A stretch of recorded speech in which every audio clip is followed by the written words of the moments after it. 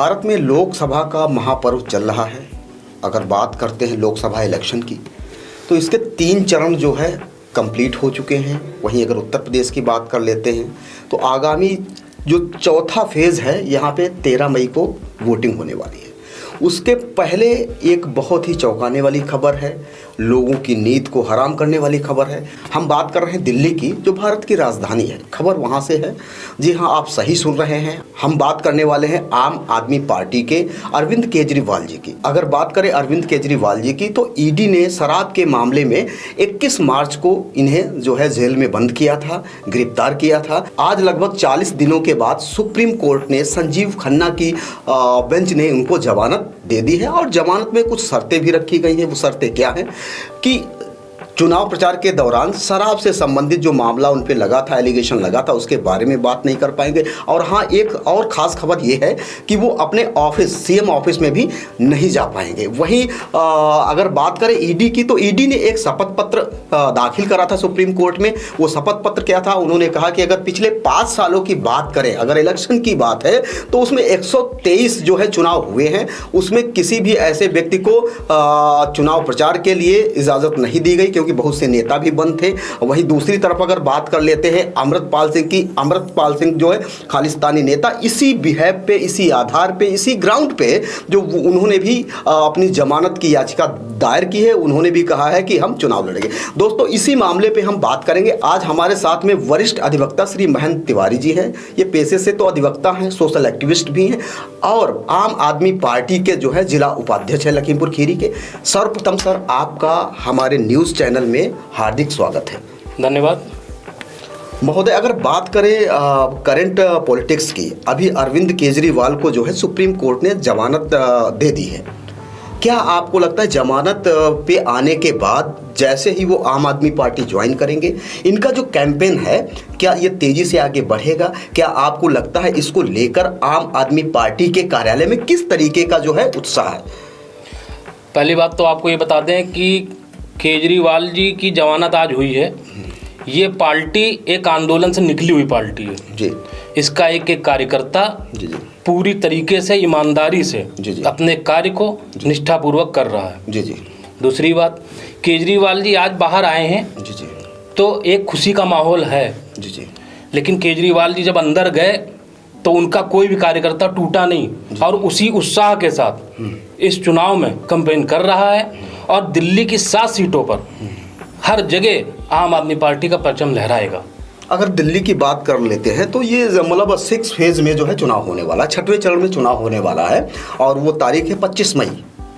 क्या आपको लगता है कि जैसे कि जिस मामले में अरविंद केजरीवाल जी को जो है जेल भेजा गया था, उसी मामले में उसके पहले जो है और कई नेता जो है जेल में हैं, और खासकर मैं बात करने वाला हूं संजय सिंह की। जैसे ही संजय सिंह बाहर आए, उन्होंने मोर्चा संभाला आम आदमी पार्टी का। क्या आपको लगता है अरविंद केजरीवाल के आने से और ज़्यादा जो है चुनावी प्रचार प्रसार होगा और इनकी सीटों में जो है बढ़ावा होगा? साथ में एक और क्रूशल सवाल आपसे मैं पूछना चाहूँगा कि जो सिंपैथी अरविंद केजरीवाल के जेल में जाने से जो सिंपैथी मिली थी, क्या आम आदमी पार्टी उस सिंपैथी को आगे ले जाकर जो है इसे वोट में कन्वर्ट कर पाएगी? बिल्कुल करवाएगी, क्योंकि जो सिंपैथी इनको मिली है वो केजरीवाल जी एक विकल्प के रूप में एक भारत की राजनीति में आए और बहुत कम समय में बहुत आगे बढ़ गए।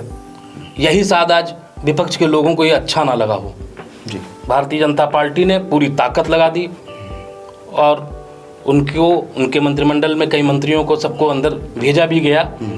लेकिन जहां तक आप देख रहे हैं वहां दिल्ली की जनता में उसी तरीके से पूरा उत्साह तब भी था, आज भी है जी। वहां की जनता अरविंद केजरीवाल जी के साथ पहले भी थी, आज भी है और उसी उत्साह से।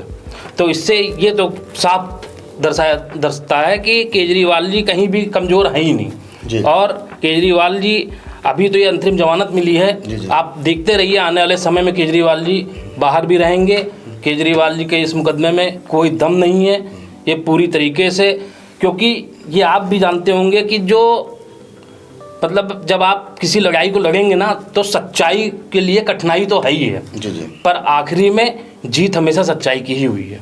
नहीं, बात आपकी कहीं ना कहीं सही है कि आपने एक बात जो हमें बताई है यहाँ पे कि केस में कोई दम नहीं है, लेकिन उसके बावजूद भी अभी मतलब जेल में निरुद्ध किया गया। अगर बात करें, अभी आपने अंतरिम जमानत की कही, तो 21 दिन की जमानत पे बाहर आएंगे। जैसे ही 21 दिन पूरे होंगे शायद फिर उनको वापस उसी जगह पे जाना होगा। तो ऐसे में आम आदमी पार्टी का स्टैंड क्या होगा? अभी तो ये है कि अभी केजरीवाल जी ने जो है अपनी जमानत नहीं डाली थी, वो तो इस पे गए थे कि ये जो इनके ऊपर मुकदमा लिखा गया यही गलत लिखा गया जी, ये तो मुकदमा जो लिखा गया यही गलत लिखा गया। ईडी ने कल शपथ पत्र भी अपना एक दिया कि अगर इस तरीके से इनकी जमानत हो जाएगी तो देश में अन्य नेता जो देश के अंदर और से नेता बंद है जेल में, उनको भी इसका एक बल मिलेगा और वो लोग भी इसी चुनाव की यहाँ में जो है वो लोग भी छूटने लगेंगे। खासकर उन्होंने बात की अमृतपाल सिंह के लिए कहा, जिन्होंने पंजाब कोर्ट में कहा भी कि मुझको भी छोड़ा जाए, मैं चुनाव लड़ना चाहता हूँ। लेकिन शायद कोर्ट ने ये कहा भी कि अमृतपाल जी का जो मामला है वो दूसरा है और ये दिल्ली के मुख्यमंत्री हैं, तो इनका मामला ये दूसरा है, तो शायद उस पर जो है अमृतपाल जी को जो है कोई रिलीफ नहीं मिलेगा। लेकिन केजरीवाल जी चूँकि छूटे हैं और केजरीवाल जी जो है, और आगे अब भविष्य में क्या होगा ये तो आगे देखने के विषय होगा। जी जी, लेकिन आज तो केजरीवाल जी बाहर आई है। अगर बात कर लेते छठे और सातवें चरण की, प्रेजेंट टाइम में आम आदमी पार्टी इंडिया गठबंधन का एक संगठक दल है, उनके साथ में जो चुनाव लड़ रहे हैं। दिल्ली में 25 मई को चुनाव होना है, फिर उसके बाद 1 जून को 7वें चरण में जो है पंजाब में चुनाव होना है। क्या लगता है अरविंद केजरीवाल के आने से कुछ सीटें बढ़ेंगी? केजरीवाल जी क्या, पूरी इंडिया गठबंधन की सीटें हर जगह बढ़ रही हैं। आपने देखा होगा कि जब पहले फेज़ का चुनाव होता है तो हमारे देश के माननीय प्रधानमंत्री जी कहते हैं कि अब की बार 400 पार, लेकिन उसके बाद से आपने देखा होगा वो कहना बंद कर चुके हैं। कहीं हद तक ये लोग स्वीकार कर रहे हैं, लेकिन कार्यकर्ता तो आज भी चिल्ला रहे हैं अब की बार 400 पार। देखिए कार्यकर्ता चिल्ला रहे हैं, लेकिन मंच से इस देश के माननीय प्रधानमंत्री जी कहीं नहीं चिल्ला रहे। तो इससे कहीं ना कहीं ये लगता है कि इनके मन में कुछ डर है। और रही बात दिल्ली की, तो दिल्ली में तो सातों जीत रहे हैं, और दिल्ली छोड़िए पूरे यूपी में हर जगह गठबंधन जीत रहा है, और 4 तारीख को इसका प्रत्यक्ष प्रमाण सबको मिल जाएगा। बहुत बड़ी बात जो है चैनल के माध्यम से तिवारी जी कह रहे हैं कि मतलब 4 तारीख को आगामी जो 4 जून है उसका प्रतिफल मिल जाएगा। बहुत बड़ी बात जो है चैनल से तिवारी जी जो है वरिष्ठ अधिवक्ता जो हैं और आम आदमी पार्टी के जो है पदाधिकारी हैं, ये कह रहे हैं। और भी कुछ बातें करते हैं इनसे कि अगर हम इंडिया गठबंधन की बात करते हैं तो उन्होंने जो है एक घोषणा पत्र मैनिफेस्टो भी जारी किया है। विभिन्न वीडियो में देखने को मिलता है कि जब ये न्याय यात्रा निकाल रहे थे राहुल गांधी जी, इन्होंने बोला कि कश्मीर से लेकर कन्याकुमारी तक जाकर हमने लोगों से बात की, फिर उसके बाद लोगों से विचार विमर्श करने के बाद ये जनता का जो है एक न्याय पत्र हमने बनाया है। उसमें 30 लाख रोज़गार देने की बात कही गई, उसमें कास्ट सेंसस की बात की गई, उसमें जो है आते ही किसानों का ऋण माफ़ करने की बात की गई। वहीं दूसरी तरफ अगर बात करते हैं भारतीय जनता पार्टी की, भारतीय जनता पार्टी का भी जो संकल्प पत्र आया है कहीं ना कहीं उससे कम नहीं है। वहाँ पे मोदी की गारंटी है, राशन पहले से ही दे रहे हैं, वो स्वास्थ्य संबंधी कार्ड दे रहे हैं जिसे आयुष्मान बोलते हैं, आयुष्मान कार्ड, 5 लाख का फ्री इलाज हो रहा है, लोगों को आवास मिल रहा है और लोगों को शौचालय मिल रहा है, फ्री में एजुकेशन कक्षा 8-10 तक दी जा रही है। क्या आपको लगता है कि ये जो इंडिया गठबंधन जो आप लोगों का मैनिफेस्टो है बीजेपी के आसपास लग पाएगा? लग रहा है। किसानों का कर्जा माफ़ के लिए जब श्री मनमोहन सिंह जी देश के प्रधानमंत्री बने तो उस समय पे पूरे संपूर्ण देश में कर्जा माफ़ किया गया। हमारे देश के माननीय प्रधानमंत्री जी जब कर्जा माफ़ी के लिए उन्होंने भी कहा, लेकिन तब कर्जा माफ़ नहीं हो पाया। जी। आज 70 साल की बात करते हैं, 70 साल कांग्रेस ने अगर राज किया तो 70 साल में देश कितना आगे बढ़ा इसका भी आकलन करिए। जहां आज आप गांव-गांव में शौचालय बनवा रहे हैं, वही कांग्रेस की पॉलिसी थी कि गांव-गांव के अंदर स्कूल बनाए गए, जहां पे आज हमारे बच्चे पढ़ रहे हैं और इस देश का भविष्य बन रहे हैं। IIM, IIT ये सब कांग्रेस ने बनवाया।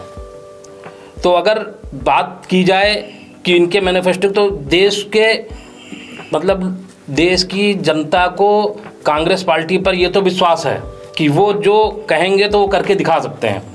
आपके द्वारा तो ये कहा गया कि जब 2014 में सरकार बनती है, 14 में जब माननीय देश के प्रधानमंत्री जी जब आए हैं तो उन्होंने कहा कि महंगाई कम हो जाएगी, रोज़गार सबको मिल जाएगा, काला धन आ जाएगा, पर क्या कहीं ऐसा कुछ हुआ? कहीं भी ऐसा अगर कुछ होता हो तो आप बताइए, अगर आपकी जानकारी में, क्योंकि मेरी जानकारी में तो ऐसा कहीं नहीं है। रोजगार कहीं आप दे नहीं पाए, रोजगार आप फेल हो गए। सेल्फ एम्प्लॉयमेंट देने की बात कर रहे हैं लोगों को, सेल्फ एम्प्लॉयड, आपने पकौड़े तक तलने की बात कह दी रोजगार की जगह पर। तो क्या वकील साहब आपको लगता है कि पकौड़े तलना सेल्फ एम्प्लॉयमेंट नहीं है? अगर सेल्फ एम्प्लॉयमेंट है हम उसको मानते हैं, जी। लेकिन जो बच्चा जिसके माता पिता ने कर्जा लेकर के आपको पढ़ाया, आगे बढ़ाया, तो वो क्या, अगर आपको डॉक्टरी पढ़ा रहा है, वो आप नौकरी नहीं कर पा रहे हो, आप आगे नहीं बढ़ पा रहे हो, तो क्या आप पकौड़े तलोगे? तो मतलब रोजगार आप नहीं देते हो जी, आप हर चीज़ ठेके पे देना चाहते हो, कॉन्ट्रैक्ट पे। आप इसीलिए अभी देखिए उनके मैनिफेस्टो में कि मैं नौकरी दूंगा और पक्की नौकरी दूंगा। जो पक्का शब्द है ना, ये शब्द इसलिए आ रहा है क्योंकि आप पक्की नौकरी की, आप नौकरी देना नहीं चाहते, आपकी नीयत में नहीं है। आप रोजगार किसी को दे नहीं रहे हो। आप शिक्षा, अगर देश की मूलभूत चीज़ें देखी जाए तो आप शिक्षा और रोजगार अगर आप देने लगी है तो शायद आज जो है देश में जो आज कुछ कमज़ोर बच्चे हैं वो भी पढ़ के बहुत आगे चलें, लेकिन शिक्षा इतनी महंगी है कि वो लोग वहाँ तक पहुँच नहीं पा रहे जी। तो इसीलिए शिक्षा तो फ्री होनी चाहिए, स्वास्थ्य सेवाएं फ्री होनी चाहिए। रोजगार की बात है तो रोजगार देना ही चाहिए, क्योंकि रोजगार आप देंगे तभी जो है देश का भविष्य उज्जवल होगा। जब आप रोजगार दे नहीं पाएंगे तो कैसे लोग क्या करेंगे, क्या खाएंगे? आपकी पॉलिसी यही है कि क्या आप खाली राशन दे करके लोगों को बस खुश रखना चाहते हैं? रोजगार तो देना पड़ेगा। और आपने नहीं, आप कहीं भी कंपेनिंग कर रहे हैं, आपके नेता जाते हैं, कहीं आपने ये नहीं कहा कि हम रोजगार की बात आप करते नहीं, आप कहीं शिक्षा की कोई बात नहीं करते, आप खाली बात करते हो। तो आप बात करोगे कि ऐसा है, यहाँ पे हिंदू मुसलमान का मामला चल रहा है। अभी एक स्टेटमेंट जो है बहुत ही पॉपुलर हो रहा है, लोगों तक पहुंच रहा है, बहुत मेम्स बन रहे हैं, लोग उस पर होटिंग भी कर रहे हैं। और जैसे कि गूगल पे, फ़ोन पे, उसी तरीके से लोग टेम्पो पे की बात कर रहे हैं।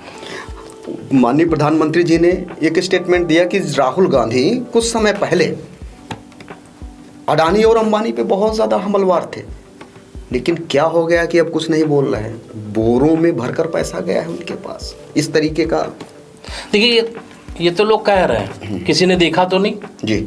ये तो विपक्ष कहेगा कि बोरों में पैसा गया या बोरों में पैसा आया, ये किसने देखा? ये किसी ने नहीं देखा। और रही बात राहुल गांधी जी की, तो 70 साल उस देश परिवार ने राज किया अगर, तो उनका इस देश पर बलिदान भी था, उन लोगों ने इस देश पर बलिदान किया। अगर राहुल गांधी जी को देश का प्रधानमंत्री बनने का इतना शौक होता और इनके अंदर इतनी ज़्यादा उसकी लालयता होती, तो शायद आज देश के पूर्व प्रधानमंत्री वो हो चुके होते। चलते चलते महन जी, मैं चाहूँगा कि आप अपनी पार्टी जो है आम आदमी पार्टी और इंडिया गठबंधन को क्या संदेश देना चाहते हैं इस प्लेटफॉर्म? मैं तो ये चाहता हूँ कि देश के युवाओं से ये कहना चाहता हूँ, देश की जनता से कहना चाहता हूँ कि वोट दीजिए। आप स्वतंत्र हैं, जिसको मन हो उसको वोट दीजिए, लेकिन वोट शिक्षा के नाम पर दीजिए, वोट रोजगार के नाम पर दीजिए, वोट महंगाई के नाम पर दीजिए, लेकिन जातिवाद पर मत दीजिए। कि आप ये सोचिए कि हम नेता आपके यहाँ जो लड़ रहा है वो बेकार है, आप लेकिन जाति के चक्कर में उसको वोट दे रहे हैं। तो इससे अपने आप को ऊपर उठाइए और एक अच्छा भारत, अच्छा भविष्य अपने कल बच्चों को देने के लिए प्रयास करिए। ये थे दोस्तों हमारे साथ में एडवोकेट महन तिवारी जी, जिन्होंने काफ़ी बातें हम लोगों से की, काफ़ी मुद्दों पे हम लोगों ने बात की। दोस्तों आज की वीडियो आपको कैसी लगी कमेंट बॉक्स में जाके हमें ज़रूर बताएं।